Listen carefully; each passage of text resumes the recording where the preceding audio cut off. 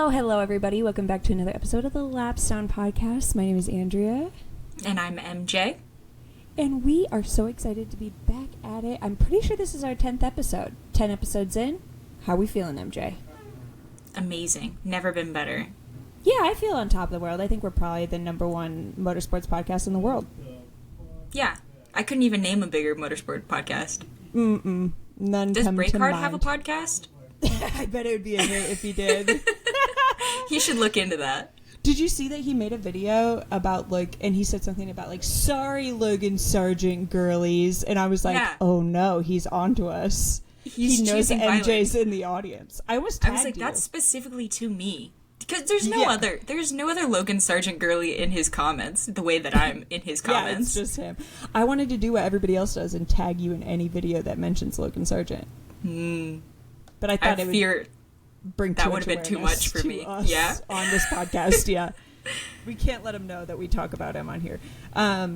Well, we are going to have a weird episode because me and MJ made the executive decision. There is nothing interesting to talk about in NASCAR and IndyCar this week. I'm so sorry, guys. There's just nothing. There's really nothing. They took off season seriously this week, and they have done not shit. So we'll just talk about F1. And I think we have plenty to talk about because Qatar was, como se dice, a shit show, probably, is what I would go with. But in, the best sense of the word for me, because I'm not a driver. I'm just a fan, and I like drama, so I don't really care. And all I had a good time. Yeah, my one of, Carlos, whatever, we'll get to him, but, two of my favorite drivers were on the podium. So, sorry to everybody else. I'm just kidding. But, we'll start with the fact that it was a sprint weekend, last sprint weekend of the year. What is your opinion on sprint weekends? I don't know. I don't super hate them. I'm also not watching the sprint. I will not be watching that lovingly. I didn't watch this one until 10 minutes before, only because I knew it was going to be interesting. But I just feel like the sprint, while it does make the weekend an interesting format, because I think it's interesting to only have one free practice, it feels like the fact that the drivers are so unexcited about the actual sprint. I was like, you know what? Maybe I'm not excited for it either. So I think it's really weird because towards the beginning of the season, I think sprint weekends are stupid because the drivers are going to just line up behind each other and just do that the whole time. Because it's why would I wreck my car right before qualifying? For what? And then this sprint weekend was lame because what the fuck are we fighting for? Basically nothing. But the sprint weekend where there was still championship battles going on, what was that? Not last weekend, but was it Brazil? Was it Brazil? Because that's the one where Oscar had to give it to Lando, right? Yeah, okay, so it was Brazil. That was a fun sprint because it was there were still championship battles going on. People were every point matters. That didn't come into play this weekend. Nobody gave a fuck. So we basically just lined up one after another. DRS trained that shit for about 20-something laps and then called it a day. But at the end of the sprint, we did have Lando going against team orders and giving up his win back to Oscar in probably the most for certain manner. George was right there. I feel maybe we shouldn't have slowed up while George was right there. And for a second I actually thought George was going to just pass them both because they were being stupid trying to do the switch. But what do we think about the Lando, out of the kindness and the goodness of his own heart, MJ, against team orders, giving Oscar that sprint win back from Brazil? I cannot wait to hear what you have to say about this. What an amazing move by Lando's team to be how could we just get him in the good graces of literally fucking everybody. I was scrolling through TikTok. I didn't watch the sprint. I was scrolling through TikTok, and every single one of my TikToks on my For You page was, I'm not a Lando fan, but mad respect to him. I was like, okay. Yeah, did you think everybody's going to say this? Did you think as somebody who didn't watch the sprint that he saved an orphan child or something? Because that's what I thought. Exactly. I was like, he got out of his car, pulled Oscar out of his, brought him over the line. Amazing. Wait, like those Hope Corps videos of people dragging people across the finish line of like a marathon or something? Like that's what you thought happened? Yeah. I had to have been with the reaction. I thought it was, honestly, as I'm not a Lando fan. I did think it was a sick move. Yeah. And I, like, watching it, I watched an alpha edit. Like, it had the alpha music in the background. And they were like, Lando, finish in this position. And Lando does, pulls this little move. And you just hear the bass in the background. I was like, was pretty sick. I was like, yeah, you know like, what? Actually, he is pretty alpha now that I think about it. That is pretty sick. But then also, it gets to the end and they're, like, all celebrating. I was like, holy fuck, is Oscar ever gonna just get a win? Like, no, I feel like it's so weird because it's like Lando did it even though, like, because it was, I think, probably the right thing to do. You know what I mean? Like, sure. Fair enough. Like, whatever. Cool. I don't think that Oscar wanted it, though. And, like, clearly it was not something that they had discussed. And so, like, that's probably why the, like, switch off was so confusing because Oscar was probably like, what the fuck are we what doing? Are we doing? And then he, like, got out of his car and he literally was like, cool, dude. Like, gave him a little high five. But I was like, actually, now you somehow made this again shitty for Oscar because everybody's like, yeah, he was basically asked the whole sprint, but, like, thank God Lando gave him that win. Never can he just have a normal situation. No. It is... Yeah, it's just like a cycle in McLaren. It's like, you can do as much as you can to do it right. It'll never happen. It's just not gonna happen. Not Lando's fault, obviously. Probably Zach Brown's fault. I'd like to blame him. Yeah, Andrea Stella. Zach Brown was the only one having a good time. He came out, he was like, woo! 1-2! That was so sick! And Oscar and Lando are both like, yep, that sucked. Mad sucked. Mm-hmm. Wow. Okay, so McLaren, shit show, question mark? Who knows? I really hope that next year they can figure out this team dynamic thing because I think they only have maybe 2 more years of Oscar before he's gonna leave. He's going to Cadillac. Maybe. Get that boy in a caddy. So I think like next year the silly season's gonna be interesting because we have the Cadillac team. But the, like, first silly season after the regulations hit, you see where everybody is, that silly season is going to be, like, injected in my veins. Like, it's going to be so good. Like, everybody's going to move. Everybody. Oh, it's so good. It's going to be good. Even Lance Stroll might move. Like, that's how much, like, of a shit show that silly... From his F1 career. Yes. We'll get to that again later. I also watched a little bit of F2 this weekend because I was thinking about the Cadillac seat, and we had talked about Crawford because he's in the Aston Martin development program, and I noticed that he was in the front row for the F2 sprint, and so I was like curious. I really have never seen him race. I think I'm warming up to it. It was so interesting hearing an American accent on the radio again. Mm-hmm. I'm like, who's that? Is that my Logie boy? Who is that? Although Logan had like a weird, like fake European accent sometimes, but Jack like Crawford my suitcase. Does too. That was them. I like my suitcase. I like Jack Crawford. I think he'd be. I do kind of wonder about Paul Aaron though, because Paul Aaron's making moves. He won a race. He's also the official reserve driver for Alpine, which we all kind of speculated Franco. We were all kind of like, Franco's going to replace Jack. Franco's going to reserve drive at Alpine. So that's officially not happening as of right now. I think Paul Aaron would be... I'd like to see him in an F1 seat. Oh, I guess they could get rid of Pierre. I'm just like, where can I put him? We'll get rid of Pierre. Yeah. That works for me. Well, it is interesting for 2 reasons. Well, one, okay... With Franco, will it be announced that he's the Williams reserve driver, or can we assume if no announcement is made of otherwise that he is now the Williams reserve driver for sure? I think it would probably be announced. Okay, I didn't know like how many teams make a big deal about their reserve drivers because sometimes I feel like it's like they just like don't even tell you. They're just like, oh, you didn't know that Pato O'Ward was the McLaren reserve driver? He's been here this whole time. It's like I knew, but like you never actually said it. He just started, like, showing up places, and people were like, that's how that works. The only time we really knew about the McLaren reserve driver, for example, was, like, the whole, like, lawsuit, whatever. But, so you think that they would make an announcement? They'd make a big deal about it? I think they would, because he was in a seat. They would be like, guess what? He's still with us. No one else has him in their grasps. I think that... Well, but truthfully, I think he's going to go to Red Bull. Right. We'll hit on that in a second, because I did not know that that's what you truthfully believed, and now I'm thinking that maybe you're playing a big joke on me because you're laughing about it. So, okay. Cool. Shout out Franco.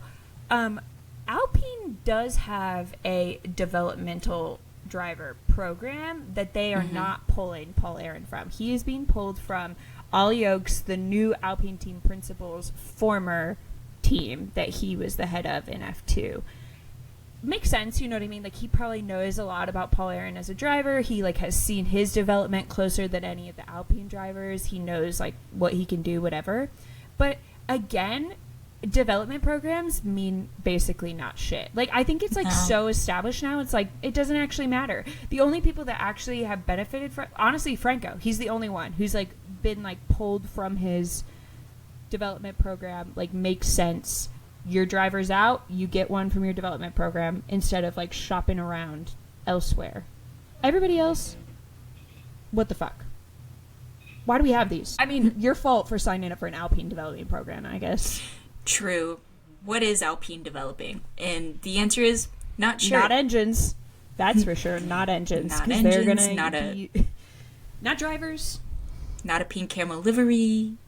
Not a good teamwork environment. Right. I would go out on a limb and say.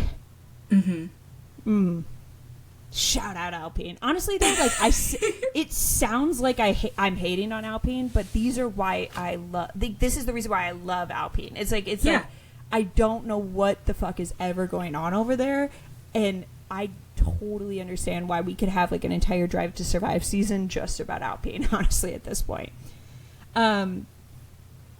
so we'll talk a little bit more about the team environment. I am trying to go in somewhat of a sensible order, but there's so much to talk about that I wanted. Oh, Franco going to Red Bull. Why do you think that, MJ?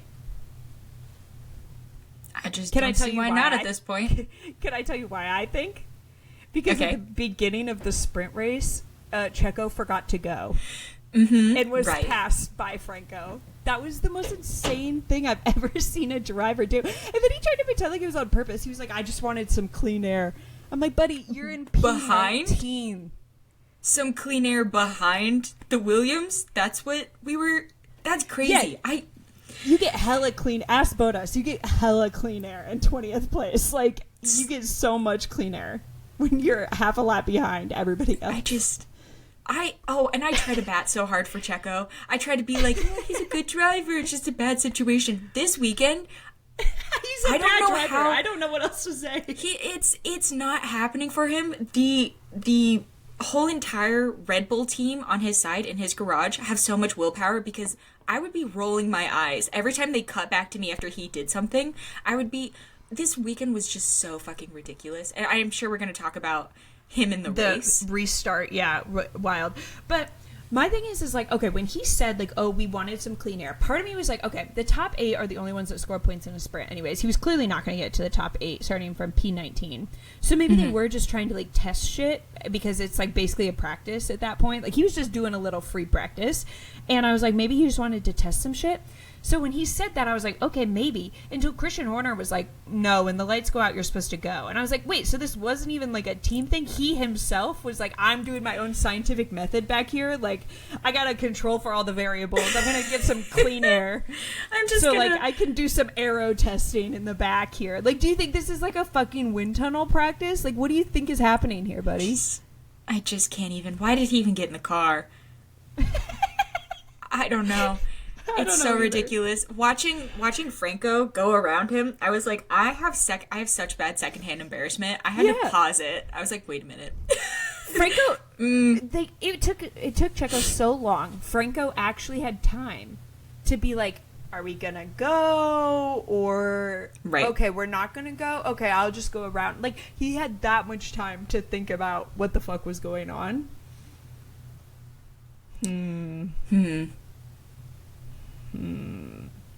So, Franco to Red Bull, confirmed. Speaking also of Williams, you put a little note in here that today, we're filming this on Sunday, is the 1-year anniversary of James signing Logan. Would you like to speak on what you did in response to that and how you think it played into Williams' future problems? Yeah, I don't know if we've ever talked about it, but I'm a pretty big Logan Sargent fan. And when when the Logan Sargent hat literally in the background, and when that news broke, it was a huge moment for me. And so I was so thankful to James Vowles for signing him again when he probably shouldn't have been signed again, that I did make a whistle edit. We've talked about the whistle edit. And today, 1 year ago today, was the day it was published. And I think I cursed Williams and everything that has happened since then. No, I think I cursed James and everything that has happened since then is a result of me making that whistle edit. And I'm not sorry. Fair enough. Hey, truly. She's not sorry. Especially after seeing...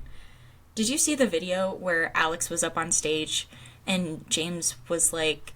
He was like, He was like giggling. The motherfucker was giggling. He was like, oh, so what have you done to get rid of your recent bad luck? And I'm like sitting here watching the phone as Alex is like, oh, well, I went to temple. I saw a monk. I've been wearing these like blessed bracelets that my Thai family gave me. And I'm losing my fucking mind. I was like, James, motherfucker, he's not cursed. Give him a car that works. You're the curse. It's Take like, responsibility. I was like, this is so pathetic. He's up there giggling. I was like, this kid hasn't finished a race in the past 3 races. He finished today, though.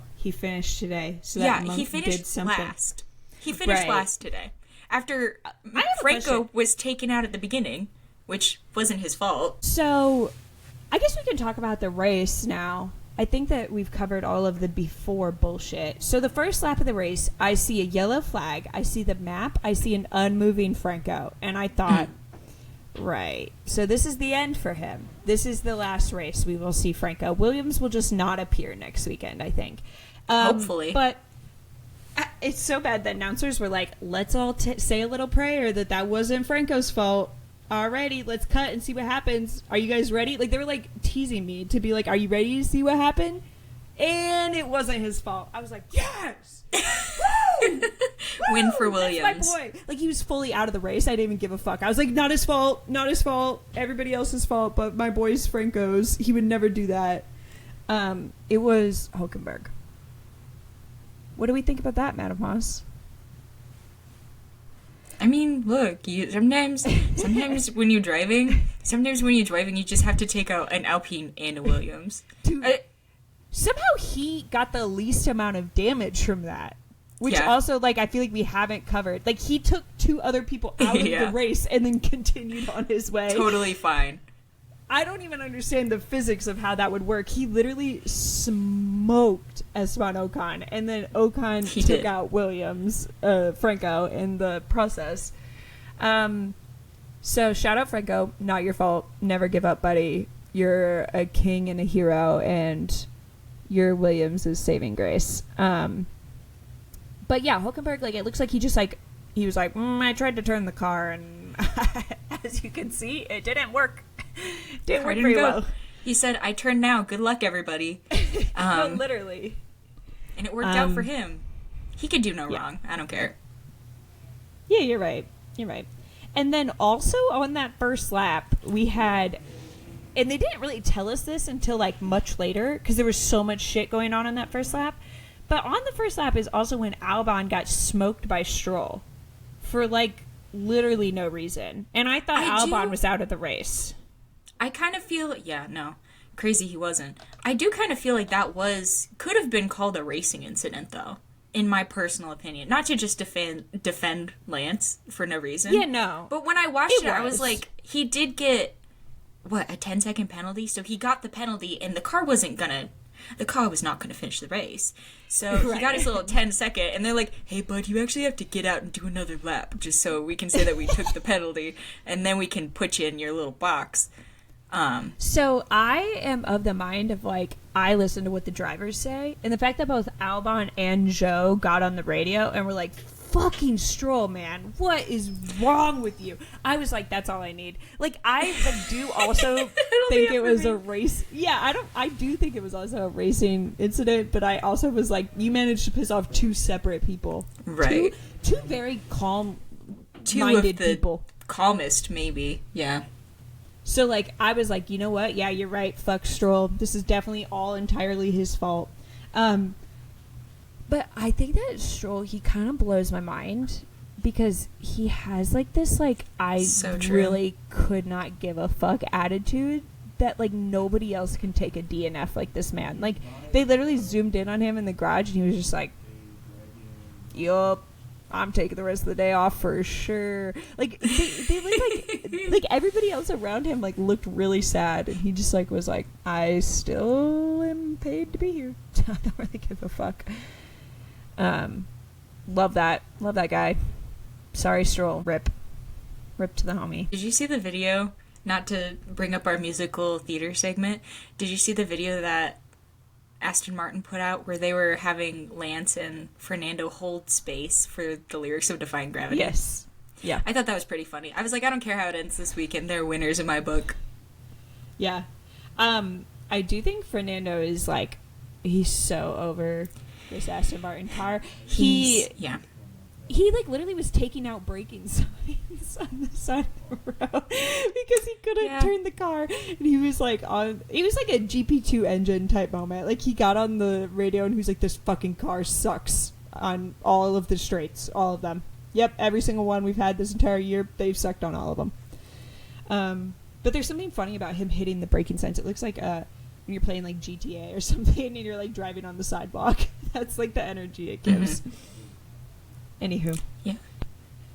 Somebody else who had a... Yeah, we'll just cut out all the parts where you didn't laugh at my jokes, probably. We'll just cut out those parts out.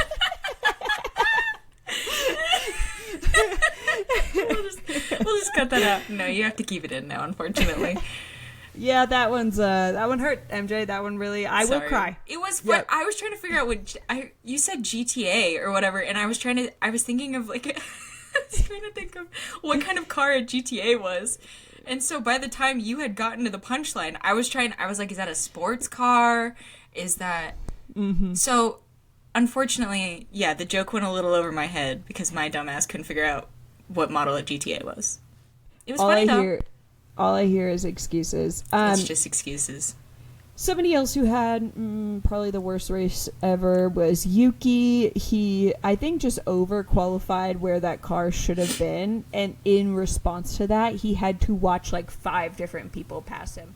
And they were like, hey, Yuki. On the radio, they were like, hey, Yuki, I know your life really sucks. You just got to hang in there for a couple more minutes, buddy. I'm so sorry. And he was like, what the fuck happened? And they're like, we fucked up big time. Sorry about it.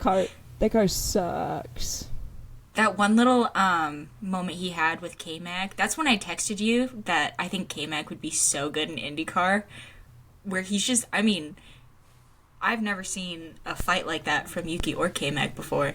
But at that moment, I knew it was done. Hello. For the audio listeners, my cat Winston has joined us. Okay, and he's leaving. He's over it? He's quite over it. I think I missed the K-Mag Yuki battle.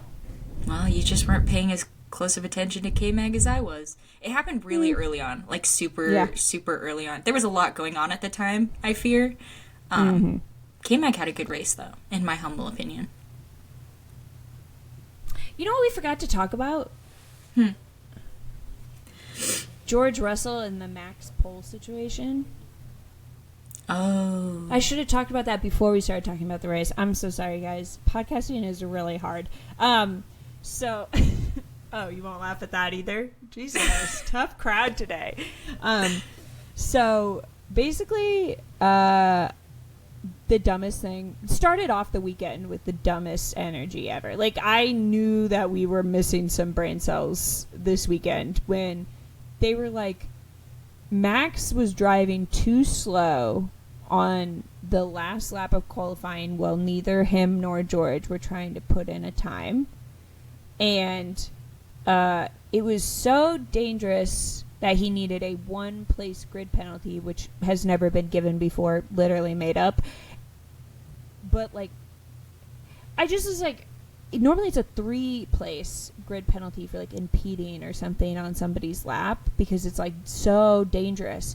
So you acknowledge that it's not that dangerous because neither of them were on a lap. But you just want to, like, conveniently fuck him over just enough that he's not on pole anymore.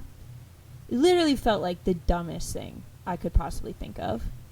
And also, it's like George could clearly see him. It wasn't like a blind corner or nothing. So apparently, George got on the radio and complained about Max. They went into the steward's room.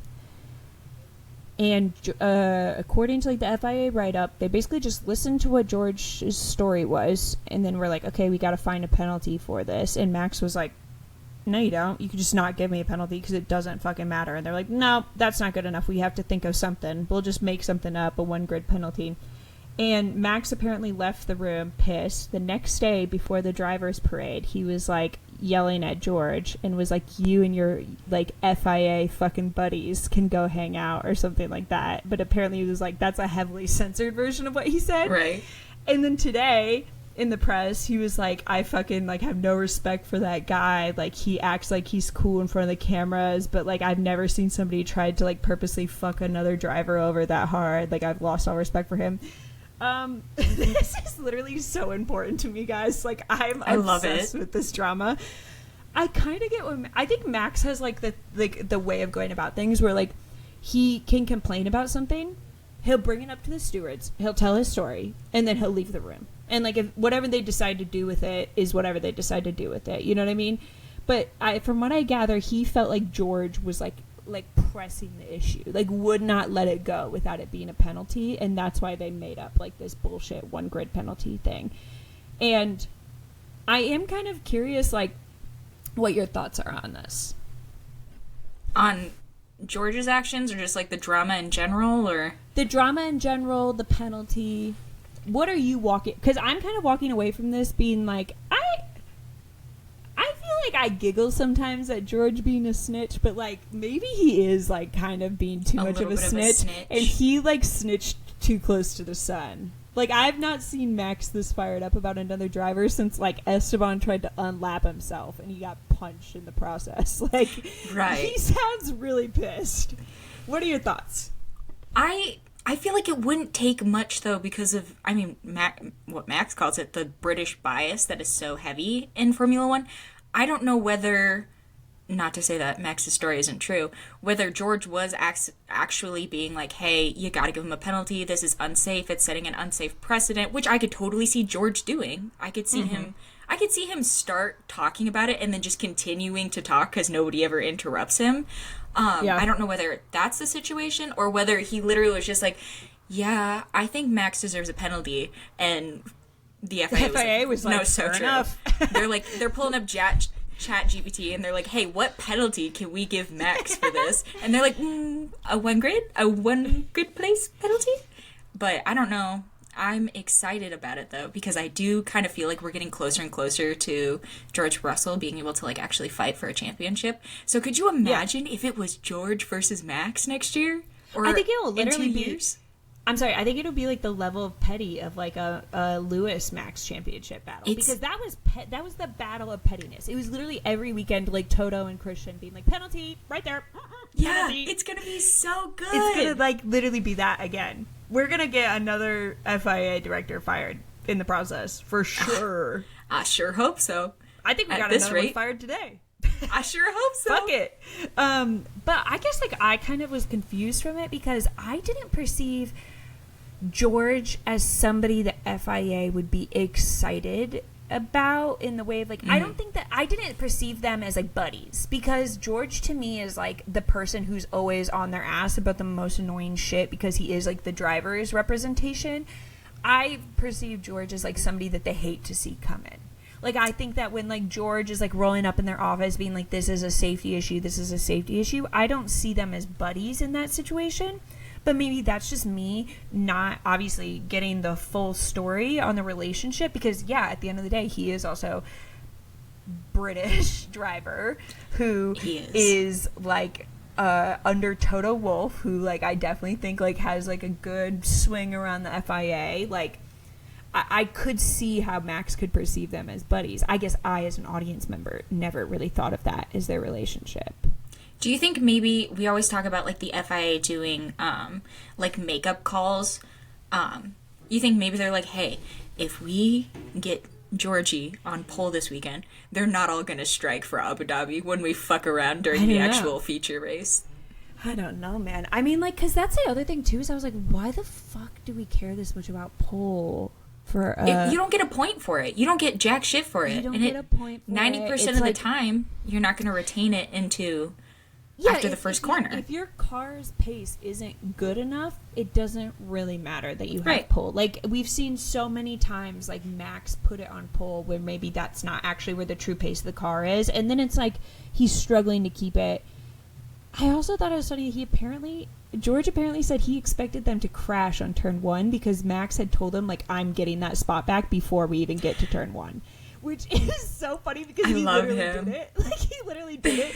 Which I think George, like, kind of pulled out a little bit because he was probably like, yeah, this is the part where he rams me into a wall. Like, that was an open threat. I should probably chill a little bit. So again, why do we give a fuck about pole that much? I don't really understand. Like, when I heard George got pole, I was like, right. But he's not gonna win.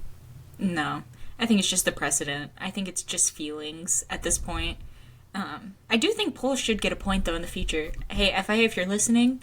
Yeah, that would be fun. There's no reason why you shouldn't get a point for pole. Get rid of the fastest lap And point. I'm saying... Yeah, fastest lap is fake and stupid and literally, it's like, made up. Silly, and it hurts Franco's feelings when the French get it. So we might as well just get rid of it. Right. Period. I also think, like, if you get pole and you have, like, a grid penalty or something, you should still get that point. Because then it makes it so people will still fight for pole even if they have, like, those grid penalties.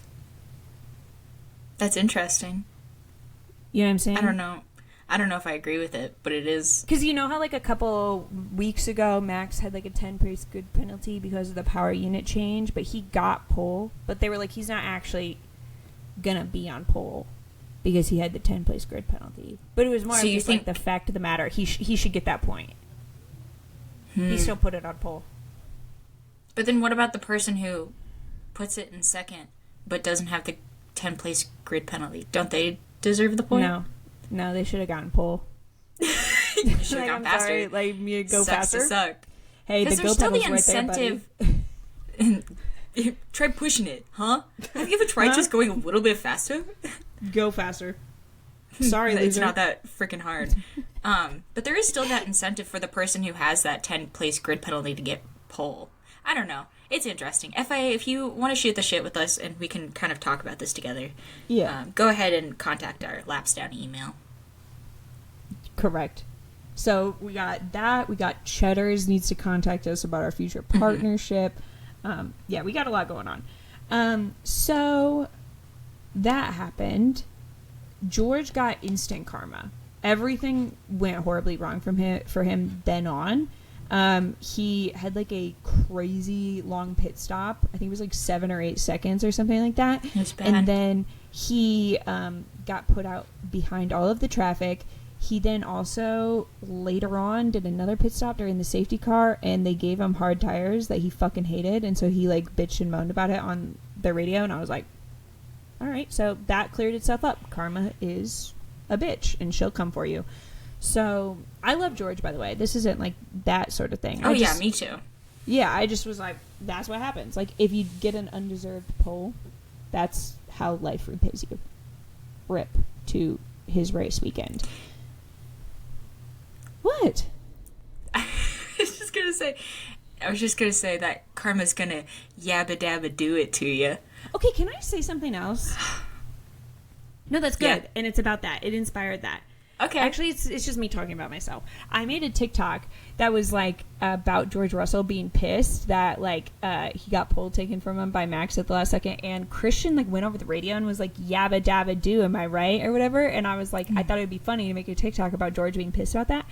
Everybody in the fucking comments was like, actually, Sebastian Vettel said that before George. Okay, let's use our thinking brains. Fred fucking Flintstone said it before Sebastian Vettel. Are you kidding me? What are we saying here? Second of all, like, use context, please. Do you think when Christian said it, he said it to be rude to Sebastian Vettel? No. I think he might have been doing it to mock George. Like, guys, you think it's a got you. You think you got me. You didn't get me. You got stupid. You're dumb. I don't care. You got stupid. You got stupid. I hate when people get my comments and they really think they're doing something. Like, he literally was like, clearly you're a new fan. First of all, maybe I am. I bet bullying most of those still not nice. Those people in your comments weren't old enough to know that it's from Fred Flintstone. They genuinely think Sebastian Vettel came up with it. Vettel invented it. Yeah, also, that's when their people issue. when people tried to say that like Lando doing this was like stealing it from Sebastian Vettel, I was like, famously, Sebastian Vettel, the first person ever to put up the number one after coming in first in a race. What the fuck else did you do with your hands? Like, of course, he's up there throwing the fierce sign. I love Sebastian Vettel, but some Sebastian Vettel fans literally think he invented race car driving. Like, I'm like, you gotta chill, please. He's the first man to ever say yabba dabba do, allegedly. This is Fred Flintstone erasure, and I will not stand for it. Also, fuck Christian Horner. Just wanted to throw that in there. Fuck Christian Horner, so true, bestie. Okay, so then we have a mere fly off of Alex Albon's car. This is where we felt like things... There was a shift in the universe, and this whole race went to shit in this pivotal moment where nothing happened. The mirror just flew off. I saw the slow-mo of it. It looks like an invisible hand just came and plucked the mirror off of Alex Albon's car and threw it into the road. I don't even understand how that happened. It must have been, like, super glued on or something. It's a Williams. Yeah, it's a Williams, guys. So the mirror falls off. It's in the middle of the road. Race control goes, yeah, that's probably a good place for it to stay. In the middle of the main straight where everybody's probably going to be passing, we'll just go ahead and leave that there. So, Valtteri was being lapped, and he was doing the nice guy thing and was, like, getting well out of the way of the racing line to let somebody pass him, and in the process, destroys this mirror, crushes it into a bajillion pieces, which then... continues to puncture Lewis and Carlos's car. Puncture their car. Yeah, the whole car. It got punctured. No. Like a balloon. Like, you know when a balloon gets hit and it like... Yeah. That's what it looked like. You guys know what I meant. They punctured a tire. So there was obviously the debris on the track. They also were old tires at that point. So, like, some of the announcers were like, yeah, that happens when you have, like, old-ass tires and they run over a mirror. Carbon fire. Yeah. Sure. Glass. Who would have thunk? So, they put up a yellow for this debris on track. Don't clean it up, though. No, they leave it. They don't clean it up. They leave the debris on track, but they put up a yellow for it. And Max saw the yellow, slowed down, noticed that Lando was like gaining a lot of, like, he was losing his lead on Lando, and he goes, "Can you guys check if that dude behind me slowed down? Because I don't think he did." And they were like, "We'll check, Max." And he's like, "I'm going to need you guys to check right now." Like, he gets really pissed. And he's like, "Yeah, I'm going to need you guys to check on that right now." They're like, "Okay, cool." Like, a while later, he again's like, "Just checking in that you guys definitely tailed on him behind me." And they're like, "Max, please. Like, we're, like, literally doing our jobs. Why don't you do yours?" Turns out, Lando did not slow down. Lando proceeds to get a 10-second stop-and-go penalty. So I have a couple of things on this. One of the announcers, I want to say it was Palmer, on F1 TV, was pissing me off. I want to know if you caught this too. He was like, "You hate to hear this from drivers on the radio. Like, why are you, like, complaining? Like, you already won the championship. You're, like, in the lead of the race. Like, why do you care?" When I heard that, I literally was like, are we watching the same, like, F1 race? Like, obviously it matters to, like, bitch and moan to the refs because that's how he literally lost pole. So, like, sorry that he's, like, pissed and is like clearly going to say something about it on the radio. Also, he lost like a full second of his lead. Like, yeah, he's probably pissed. He lost a full second of his lead. And so, like, that whole discussion, like, I think you put something in our notes about this, too. That whole discussion, I literally was like, what the fuck are we saying? Like, are drivers not allowed to complain about anything anymore once they've won the championship?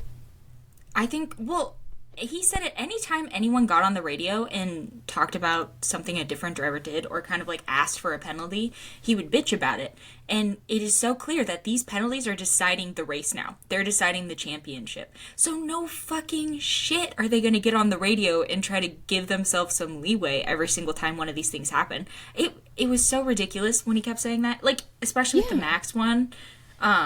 There was another one. And they literally have always done this because we've already established that race control is unable to fucking control the race. So if you don't get on the radio and say something, nothing will happen from it, and it will not be noted. Right. It will not be investigated, and then nothing will happen.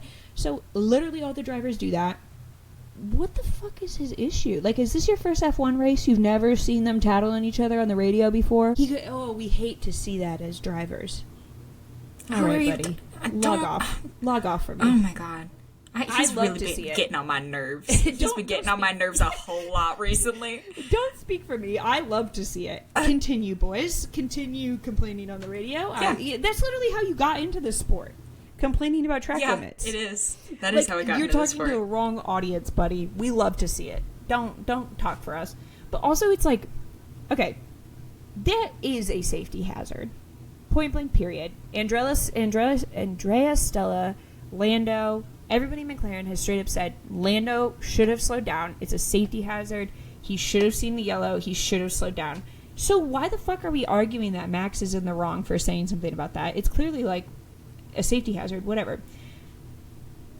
However, you're going to get a huge however from me on this one.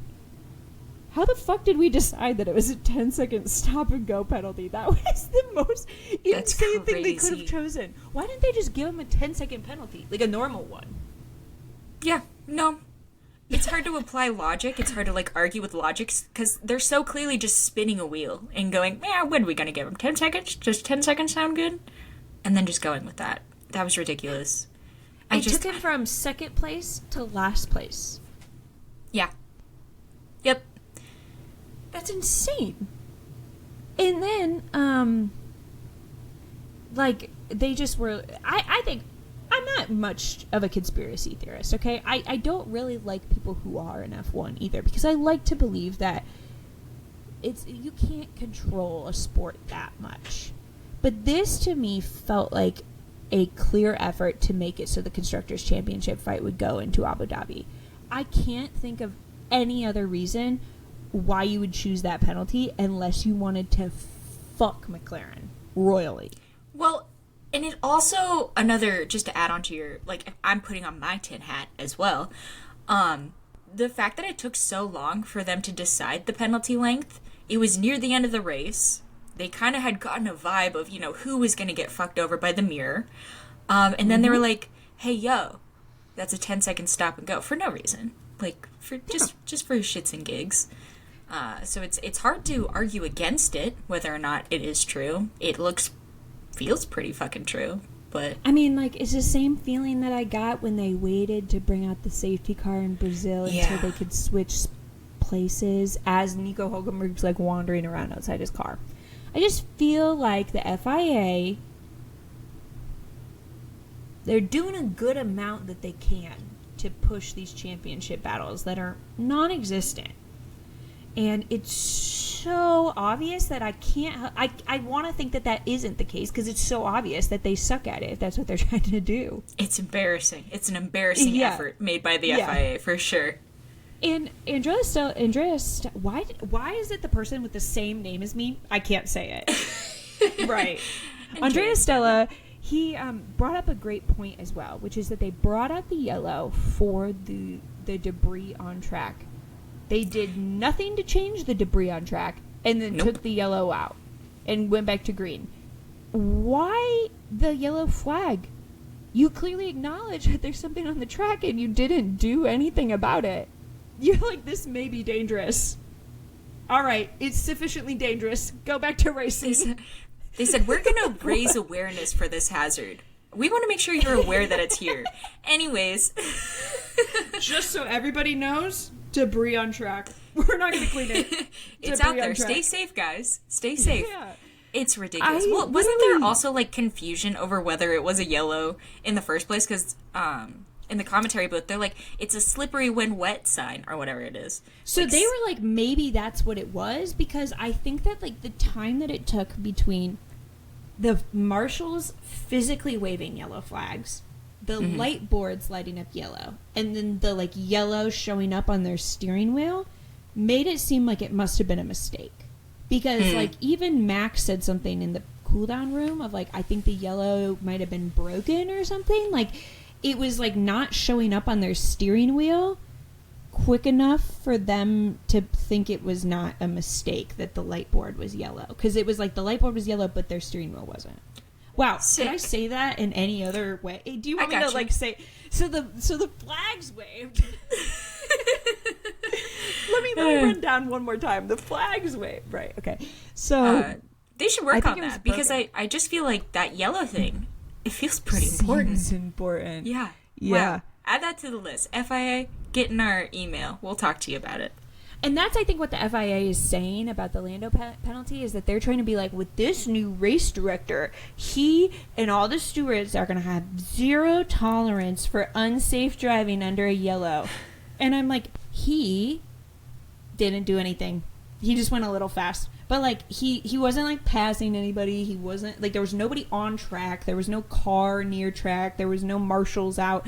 Nothing. Yeah, there was no marshals out. Nobody was cleaning the debris. So, like, what the fuck did he do? I get how he could be confused. I get how he could be confused and go a little fast. I get it. I'm on Lando's side. Ooh. And that will never happen again, folks. Twice in one weekend. This is insane. That's Lando's how fucked up the FIA is right now. Yeah, you got me rooting for Lando. With Lando twice in one weekend. That's insane. Wow. So that happened, and then they also gave Lewis a 10-second stop-and-go penalty for speeding in the pit lane, because they were going behind the safety car through the pit lane because the debris was on the, like, main stretch, so they, like, needed that, which also was, like, so funny to see them do. I don't know how often they do that, but I can't remember the last time it happened. They all, like, line up behind the leader, and they go through the little pit lane, and they wave hi to their little mechanics in their garages. They go, hi, I'm not stopping, I just stopping by to say hi. Just think about you. So, like, Lando gets on the radio and is like, Lewis is definitely speeding, and he's also, like, brake checking me. And they gave Lewis a 10-second stop-and-go penalty. Now, I can't for the life of me remember what a usual speeding in the pit lane penalty is. I think it is 10 seconds. It's a 10-second I think it happened to Lewis earlier this year in, like, Miami. I think the exact same thing happened. I mean, but it's like, still on top of everything that has happened today. Yeah. In my opinion, it was still like, fuck it, give him 20. Yeah. So for our listeners that are thinking, oh, a 10-second penalty, how bad can that be?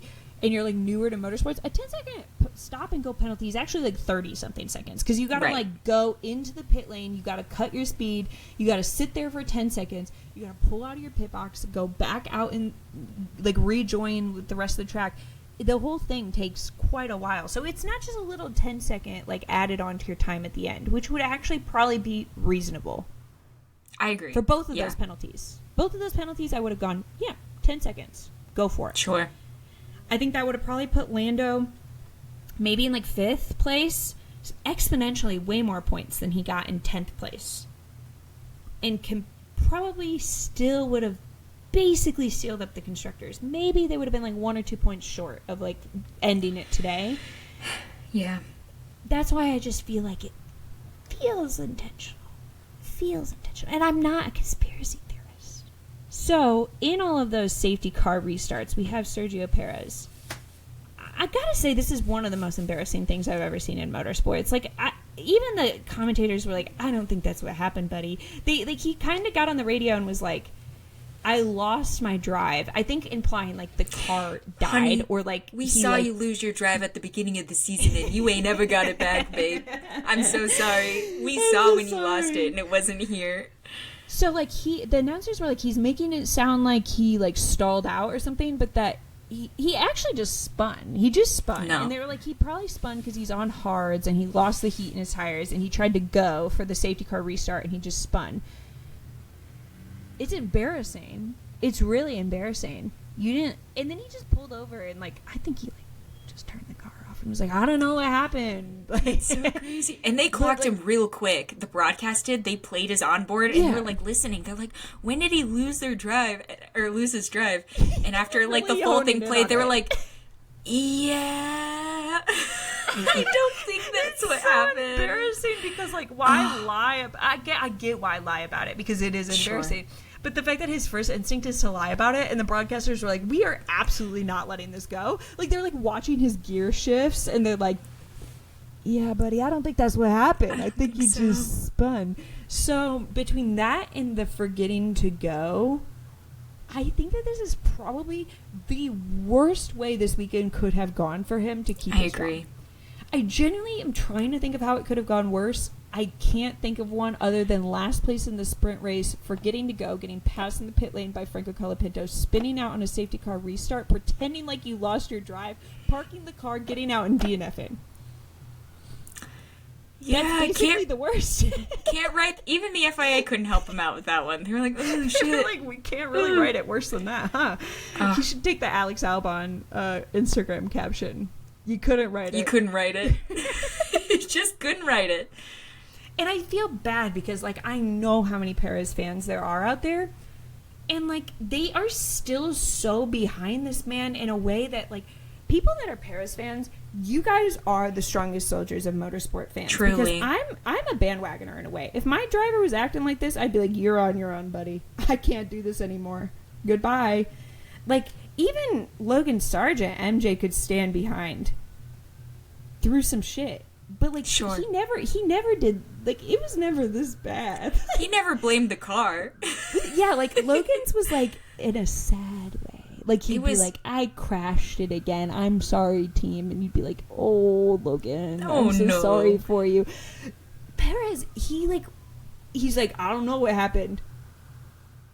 I do. We all do, unfortunately. It's so sad to see, though, because I've heard of the greatness of Checo back in the old days when he wasn't driving for Red Bull. He used to pop Racing off. Point Checo. Racing Point Checo was so fun. Which makes this all the more sad. It's like just for every. It's the Checo fans. They're coming for me. The Checo fans are officially coming for me. No, every single siren is going right now. But go ahead. You were talking about Racing Point Checo and how much we love him. Yeah, love Racing Point Checo. It's just, at this point, it's like you have to not want him to be there in Red Bull for next year. It's not fucking working in Red Bull, and they don't care about him enough to make it work. We gotta get him out of there, which is why Franco will be in that seat next year. I don't want that for Franco, though. I'm gonna be honest, like... But it'd be so fun. Like, it'll destroy his career. It'll destroy his career. Like, look at Christian Horner in the eyes, and you think that man knows how to take care of Franco? No. No, he wouldn't. That's how you lose Franco. You forget to nurture him. Look at what he did to Albon. It took him years to recover. He had bleached his hair.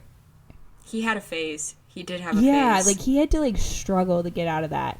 I don't think that he could take it at Red Bull, and I love Franco, and I think he's a really tough-minded... Like, he takes those crashes like a champ, you know what I mean? And, like, James Vowles was talking about, like, his confidence is not wavered at all. Like, he's, like, pretty strong-minded. I don't think there is a person alive strong-minded enough to survive at a Red Bull without Adrian Newey and, like... without all these other people that left that I can't think of off the top of my head, but they were very important people that left Red Bull that went to other teams. I think one of them is named Jonathan. Yeah, I know, Leo. Sorry, guys. My brain doesn't have enough capacity to remember all the main characters at Red Bull. But I think that, like, next year's already going to be a shit show for Red Bull. Franco, I do not want to sign him up for that. I love Yuki, and I want Yuki to get a chance at something, and I think him staying at RB is not going to allow that. So even if he does poorly, I think him going to Red Bull is still a better move for his career. You think so? Because I always, and I think I'm just saying this to cope, I do see a future where when Honda goes to Aston Martin, Yuki goes to Aston Martin. Do you think, I think so he too. Does a year at Red Bull, and then they're like, okay, Lance, you have to retire, and then they pop Yuki in there? Yes, exactly. But I think for some reason in my mind, like, him continuously beating his teammates at RB doesn't fucking matter to anybody, because the teammates he's up against are, like, not really that great of comparisons. So, like, at least if he goes to Red Bull, even if he's not obviously beating Max, he can still show himself as a better teammate up against Max than Checo, which I think is still a more useful comparison for Aston Martin than him against Liam Lawson, who, might I add, I like Liam Lawson. I was really rooting for him coming in. I think he's making a grave mistake. He got on the radio and was like, during the sprint, like, qualifying or something, was like, Franco was impeding on my lap, or not Franco, Fernando was impeding on my lap, blah, blah, blah, blah, blah, and they were like, that wasn't Fernando, that was Stroll. But he was, like, getting angry.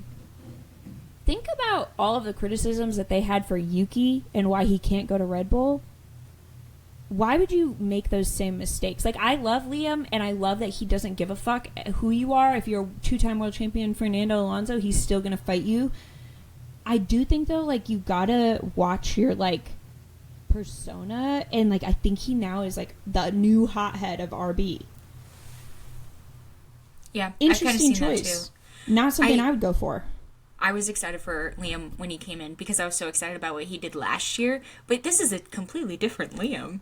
Like, just attitude-wise, racing-wise. But if I don't know. I can't really tell if Red Bull's vibing with it or not. I can't tell what Red Bull vibes with. Half of his road rage is against Sergio Perez, a Red Bull driver. Why are you... Sure. Like, he literally, like, road rages against somebody that they have a vested interest in doing well still. Even if you think you're a better driver than Sergio Perez, they're still going to not be happy at you road raging, running him off the road. So, I don't know. I think it's just going to be Yuki. I think they're just going to put him...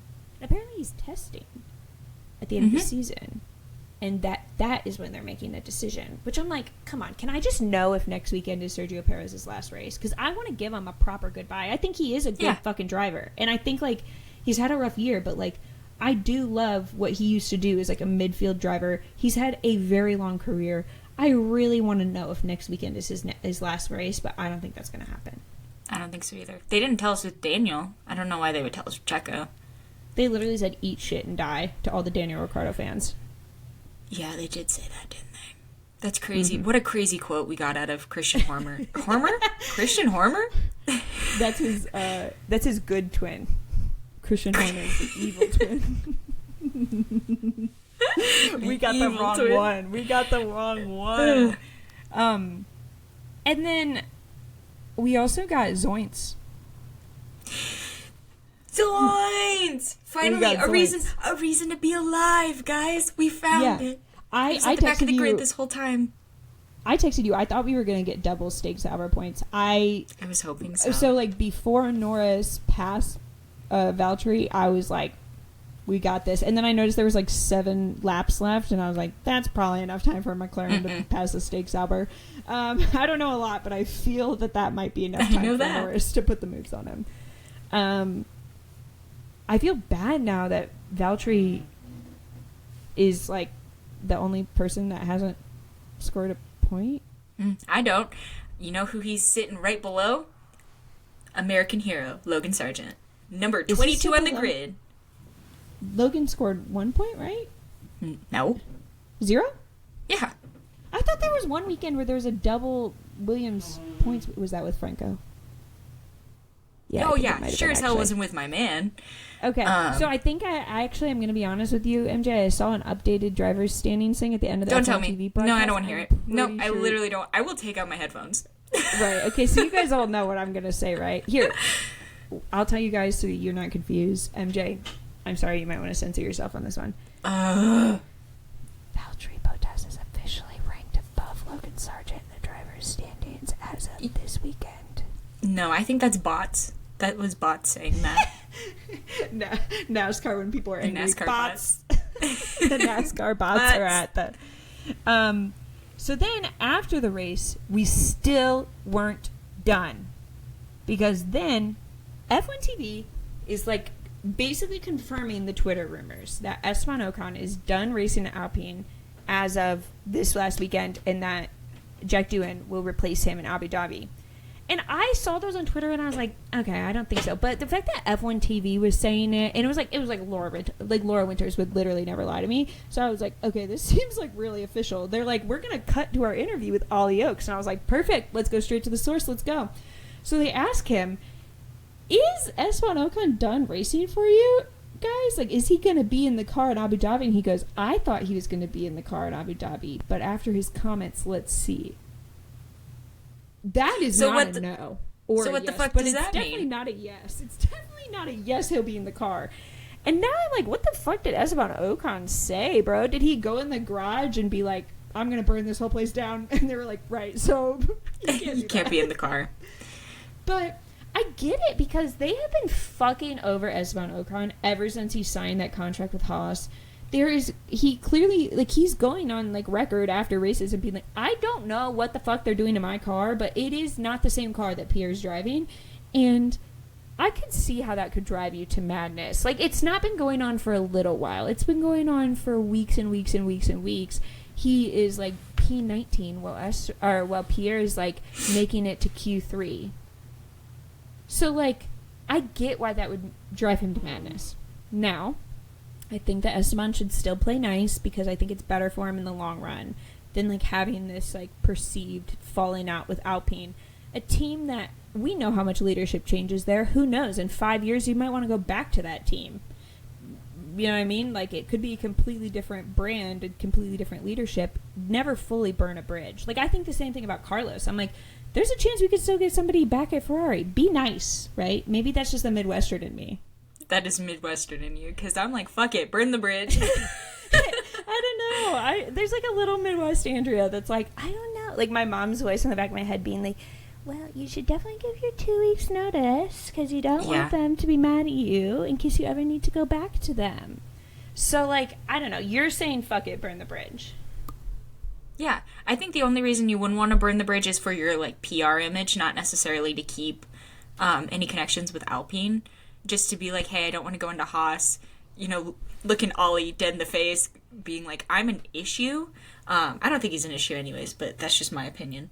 I do kind of wonder if this had been planned for a while, though. I don't know if I completely buy that they're like, well, it was not Oscar. It was Esteban's comments that really... This is Oscar Piastri's fault still. Alpine, they still have like a do not let this man in the garage picture of Oscar Piastri up on the wall. Yeah.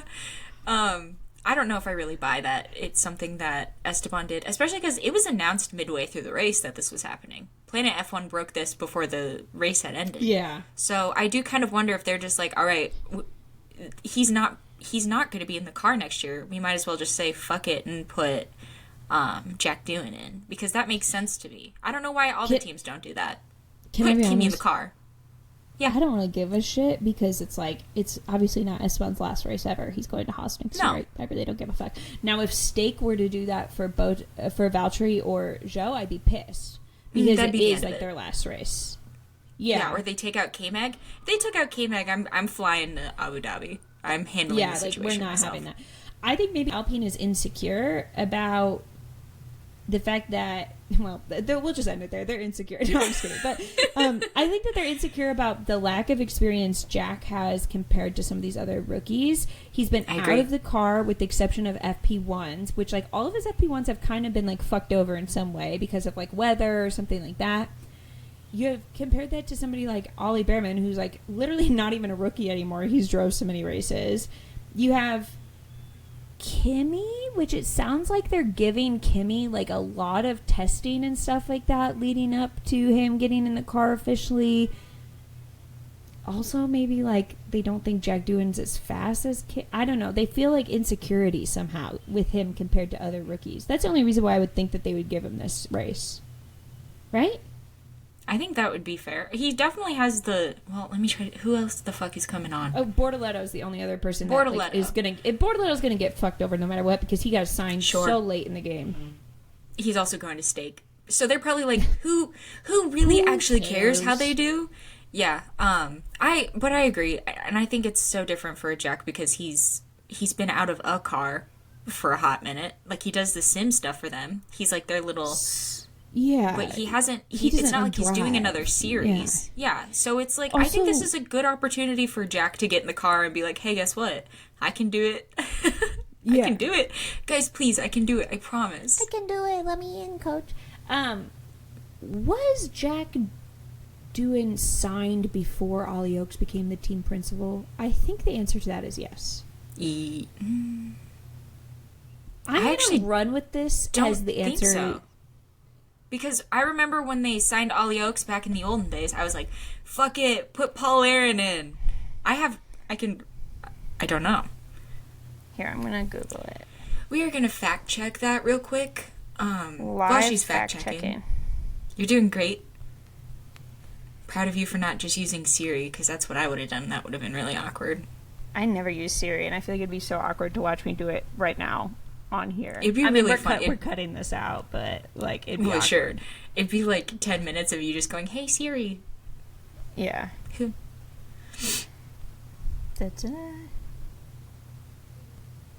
Okay. Okay, so here is from when Jack Doohan was signed.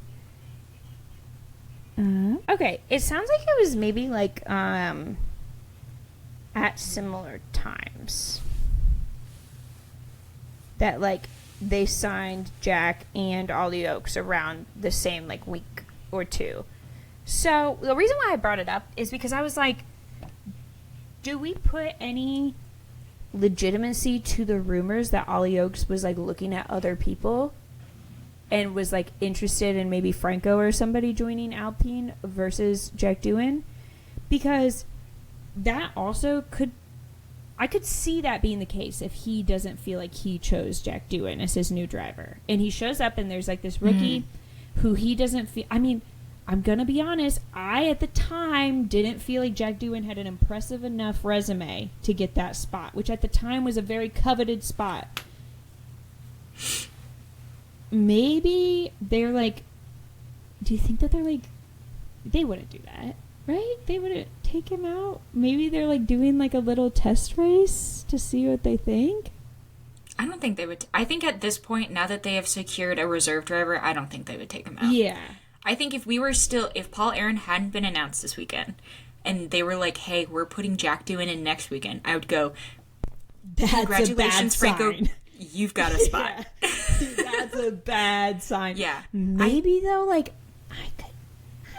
if I were to place bets on all the rookies, who would get a mid-season firing? But the thing is, it's so hard because he's going to be in an Alpine. They're not going to be, unless something really fucking crazy changes next year. It's not like he's going to be a rookie in a spot fighting for points. Or not fighting for points. They'll be fighting for points. But I don't know. I think I'm much more secure in Jack's seat than maybe what we're discussing. I don't have that much worry about Jack. I'm discussing in hypotheticals to the utmost degree. I'm talking about just the way Alpine behaves with their drivers. I mean, they literally at the moment have one of the best driver lineups on the grid, and they still found a way to fuck it up. I could see there being some issues next year. I don't know. I think I'm wrong. Maybe I'm wrong. I don't feel good about this Jack Doohan situation. I don't feel like they have the same hype around him coming in as a rookie as some of these other teams have. I don't hear them talking about Jack Doohan as like we got one of the fastest rookies on the grid. He's going to do so amazing next year. The same way I hear people talking about Ollie Behrman, about Kimi Antonelli, about even Gabriel Bortoleto. I don't feel like Alpine has that hype around him, which made me kept thinking, like, do you guys even fucking want him there? Like, you guys talk about him literally next to never, and when you do, it's always like, what, to see how next year goes. Yeah, I think that's fair. Although, now that I'm thinking about it, I'm not sure I've ever heard Alpine say anything good about their current drivers. No, that's what I'm saying, too, is that, like, they just fucking hate all their drivers. So, like, that's the other reason why I'm like, if I was Jack, I'd be really fucking nervous right now. I'd be like, no, why are we, like... Why are we getting him out of the car for the last race of the season for seemingly no reason other than he said some stuff in the press interviews that maybe pissed you off? Because they would have to buy him out of his contract to do that. Like, that's so fucking petty and stupid. For the last race of the season, when they actually are still kind of in a Constructors' Championship battle, because they're really not that safely above Haas. Like, right. Haas dipped below them again this weekend. Very easily could change next weekend. So the fact that they're doing all of this when they're not safe, I'm just like, are we dumb or stupid? Which one is it? I don't know. I do just think it's a rookie test is what it is. Yeah, I guess at this point they're just like, whatever happens, happens. Like, if we lose a place to Haas in the championship, like, it's worth it just to get this, like, brat out of the car. Like, they hate Esteban so much. Yeah. Allegedly. It's probably a mixture of them hating Esteban, them being like, don't worry, the FIA's got our back, and then them being like, why don't, you know what, we should give Jack at least one race.